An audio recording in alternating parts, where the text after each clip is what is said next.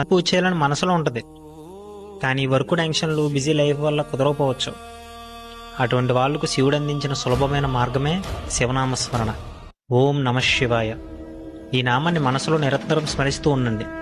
పూజ అనేది మన మనసును నిలబెడుతుంది, కానీ శివనామస్మరణ మన మనసునే మార్చుతుంది. యాక్చువల్లీ శివనామస్మరణ చేయడం వల్ల మనలో ఉన్న శివతత్వం, శివ చైతన్యం మేల్కొంటుంది. ప్రతిరోజు శివనామస్మరణ చేస్తూ మీ పని మీరు చేసుకుంటూ వెళ్ళండి. మీరు ఎప్పుడైతే శివనామస్మరణ మొదలు పెడతారో స్లోగా మీ జీవితంలో మీరు కోరుకున్న మార్పులు జరుగుతాయి. మీరు ఏ పరిస్థితిలో ఉన్నా మీ కర్మ ఫలితాల భారాన్ని తగ్గించి మిమ్మల్ని నిలబెడతాడు ఆ పరమేశ్వరుడు. అందుకే శివుణ్ణి ఆశుతోషుడు అంటారు.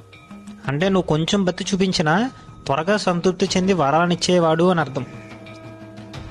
మనస్ఫూర్తిగా శివ శివ శివ అని ఆయనకు మీ మనసు నర్పిస్తే చాలు. వాడు ఎవడు, వాడి స్థాయి ఏమిటి, వాడికి ఎంత పాపం ఉంది, వాడి కర్మ ఫలితం ఎలా ఉంది, ఇవేమీ శివుడు చూడడు. తక్షణమే వచ్చి వాడి కష్టాలను తొలగించి వాడికి వరాలను ఇస్తాడు ఆ పరమేశ్వరుడు. శివనామస్మరణ మీ ఒక్కరినే కాదు, మీ వంశాన్ని అంతటినీ కాపాడుతుంది. జీవితంలో బాగుపడాలని ఎన్నో దారులలో నడిచి ఉండొచ్చు, కానీ ఒక్కసారి శివభక్తితో శివనామం పలికి చూడు. శివభక్తిలో ఉన్న మాధుర్యం ఇంక దేనిలోనూ ఉండదు. ఇది వినడం వల్ల అర్థం కాదు, అనుభవంతోనే తెలుస్తుంది. శివుణ్ణి నమ్మి ఒక అడుగు ముందుకు వేస్తే ఆయనే గురువే మన జీవితాన్ని నడిపిస్తాడు.